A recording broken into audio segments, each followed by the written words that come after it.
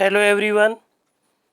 आज हम लोगों का 2013-14 का दूसरा पेपर जेएलओ का शुरू होगा, क्योंकि हम पहला पेपर करा चुके हैं आपको, और दूसरा पेपर 2019 का करा चुके हैं जो कि सीपीसी और सीआरपीसी का आता है जेएलओ राजस्थान में। ये ओरिजिनल पेपर हमने सीपीसी और सीआरपीसी का पेपर सेकंड लगाया हुआ है। 2013-14 में जो एग्ज़ाम हुआ था उसका 50 नंबर का होगा। 150 क्वेश्चन आएंगे। इस तरह से पूरे इंस्ट्रक्शंस ओरिजिनल पेपर लगा दिया है, जिससे पूरे इंस्ट्रक्शंस आप पढ़ लें। नेगेटिव मार्किंग भी होगी। और अब इसका हम पहला प्रश्न शुरू करेंगे। इस तरह से प्रश्न आएगा, प्रश्न पत्र। पहला क्वेश्चन आपके पास बहुत ही इंटरेस्टिंग प्रश्न है। पहला ही क्वेश्चन बहुत इंपॉर्टेंट है। देखें, सीपीसी के अंतर्गत 1908 विस्तारित है। कहने का मतलब है, इन्होंने पूछा सिविल प्रक्रिया संहिता जो 1908 है वो कहाँ कहाँ है। तो सीपीसी का विस्तार पूरे भारत में है। सिविल प्रक्रिया संहिता पूरे भारत में लागू होती है। ये बात आपकी धारा 1 में बताई गई है सीपीसी की। मगर इसमें जब प्रश्न 13-14 में आया था तो ऑप्शन 4 सही होना चाहिए था, क्योंकि उस वक्त इसका ऑप्शन सही था 4, क्योंकि उस वक्त जम्मू कश्मीर राज्य, नागालैंड राज्य और जनजातीय क्षेत्र को छोड़कर पूरे भारत में लागू होना चाहिए थी। कहने का मतलब है, जब 13-14 में ये प्रश्न आया था तो ऑप्शन नंबर 4 सही था। आज की डेट में जब आप इसको सही करेंगे तो ये ऑप्शन नंबर 3 सही होगा, क्योंकि जम्मू कश्मीर राज्य अब राज्य ना होकर केंद्र शासित प्रदेश हो गया है, इसलिए वहाँ पर आपको स्टार मिलेगा। अब ऑप्शन में अगर आप यही क्वेश्चन आ जाए एज इट इज़ तो ऑप्शन नंबर 3 सही होगा। आप कहेंगे कि ये सीपीसी जो है ये नागालैंड राज्य एवं जनजातीय क्षेत्रों को छोड़कर संपूर्ण भारत में विस्तारित है। कहने का मतलब है, आज की डेट के हिसाब से क्वेश्चन नंबर 1 का ऑप्शन नंबर 3 सही है, और जब ये प्रश्न आया था 13-14 में तो ऑप्शन नंबर 4 सही था।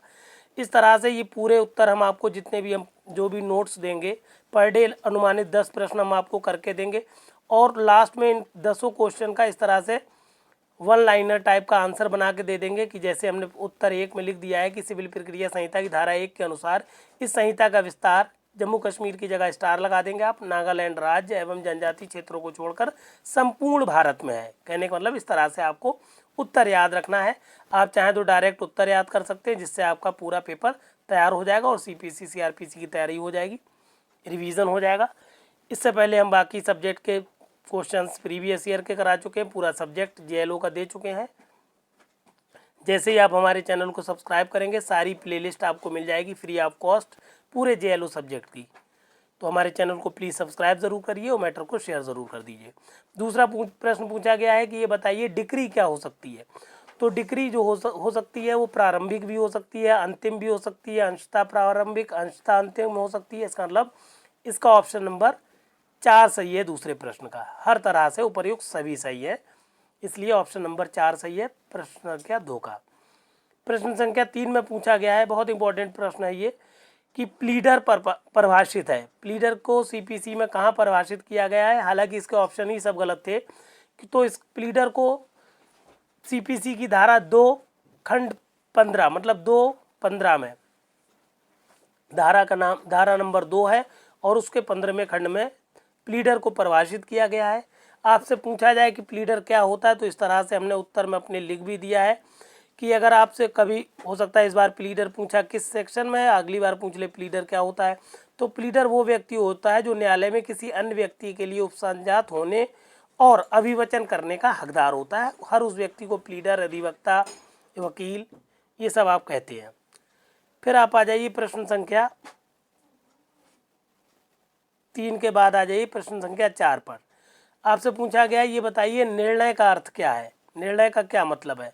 तो आप बताएंगे निर्णय का अर्थ, पहली बात तो आप समझ लें किस धारा में, तो धारा 2-9 में है निर्णय।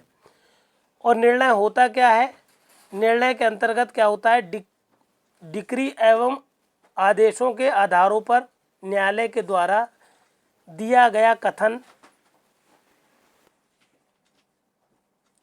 क्या है, निर्णय है। कहने का मतलब है प्रश्न संख्या 4 का ऑप्शन नंबर 4 सही है कि निर्णय जो होता है वो डिक्री या आदेशों के जो कथन होते हैं उनके बारे में जो भी न्यायालय लिखित रूप में देता है वो चीज़ निर्णय होती है। हमने अपने उत्तर में लिख दिया है कि सीपीसी की धारा 2(9) में निर्णय को परिभाषित किया गया है और बताया गया है। निर्णय से मतलब यह है कि न्यायाधीश द्वारा डिक्री या आदेशों के आधारों का कथन अभिप्रेत है। फिर आप आ जाइए प्रश्न संख्या 5 पर।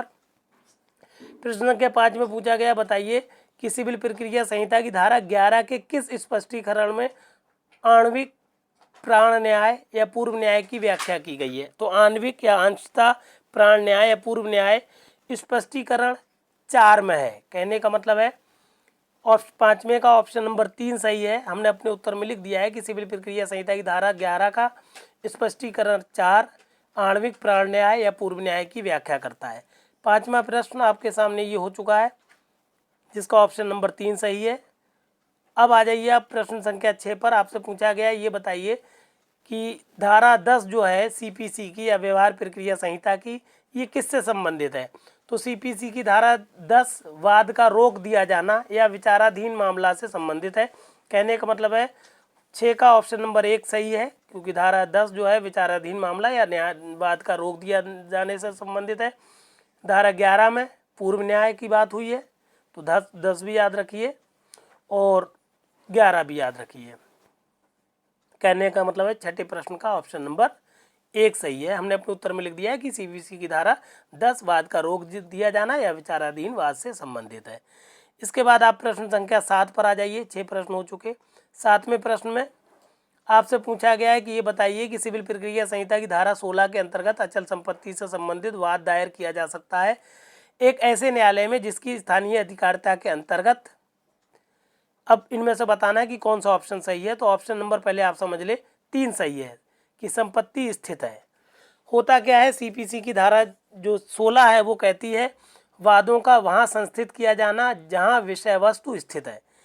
इसका मतलब हुआ धारा 16 के अंतर्गत अचल संपत्ति के संबंध में कोई वाद आप अगर दायर करना चाहते हैं तो वहाँ दायर करें जहाँ पर संपत्ति स्थित है। कहने का मतलब 7वें का ऑप्शन नंबर 3 सही है। 8वें प्रश्न में पूछा गया है कि मिथ्या या तंग करने वाले दावों या प्रतिरक्षाओं के प्रतिकारात्मक खर्च हेतु न्यायालय आदेशित कर सकता है।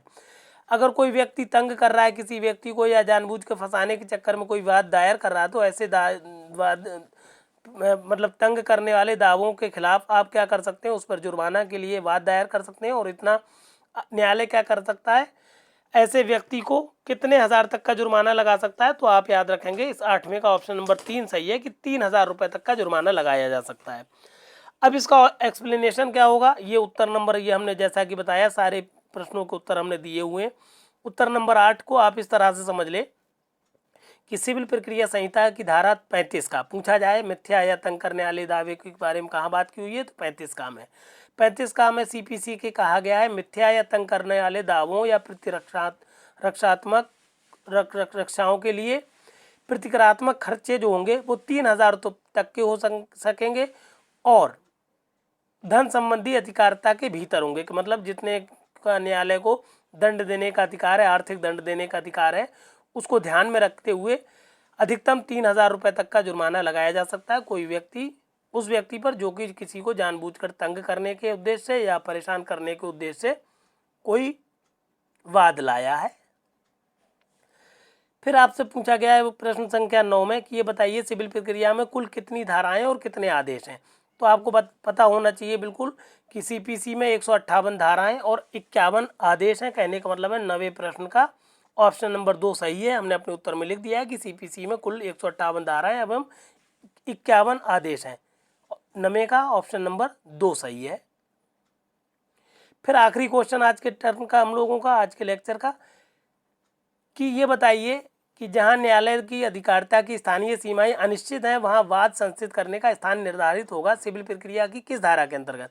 कहने का मतलब है अगर कोई ऐसी जगह है, कोई ऐसा मामला आ गया है न्यायालय के समक्ष जिसमें न्यायालय की स्थानीय अधिकारिताएं निश्चित नहीं हो पा रही हैं, तो ऐसे मामलों में क्या होती है सीपीसी की धारा 18 के अनुसार जो न्यायालय की अधिकारिता है उसका विनिश्चय किया जाता है, निश्चित की जाती है। कहने का मतलब है सीपीसी हमने अपने उत्तर में लिख दिया है कि जहां न्यायालय की अधिकारिता की स्थानीय सीमाएं अनिश्चित हैं वहां वाद संचित करने का स्थान सीपीसी की धारा 18 के अनुसार निर्धारित किया जाता है।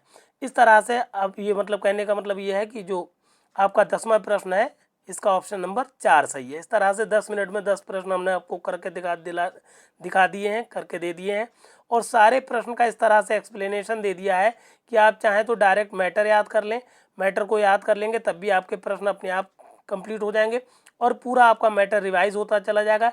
इससे पहले हम 2019 का जो पेपर 2 है वो करा चुके हैं और कॉन्स्टिट्यूशन के 19 और 2013 के दोनों प्रश्न पत्र करा चुके हैं और इस तरह से जब तक आपके पेपर होगा जेएलओ राजस्थान का तब तक आपको प्रत्येक दिन 10 प्रश्न प्रतिदिन कराते रहेंगे। इस तरह से आपका हर सब्जेक्ट का रिवीजन हो जाएगा और अगर मैटर आपके पास पर्याप्त नहीं है या अभी तक आपने हमारे चैनल को सब्सक्राइब नहीं किया तो हमारे चैनल को सब्सक्राइब कर लीजिए। हमारे चैनल पर सारा मैटर जेएलओ का पड़ा हुआ है, चाहे वो सीपीसी हो, चाहे सीआरपीसी हो, चाहे कॉन्स्टिट्यूशन हो या एविडेंस एक्ट हो।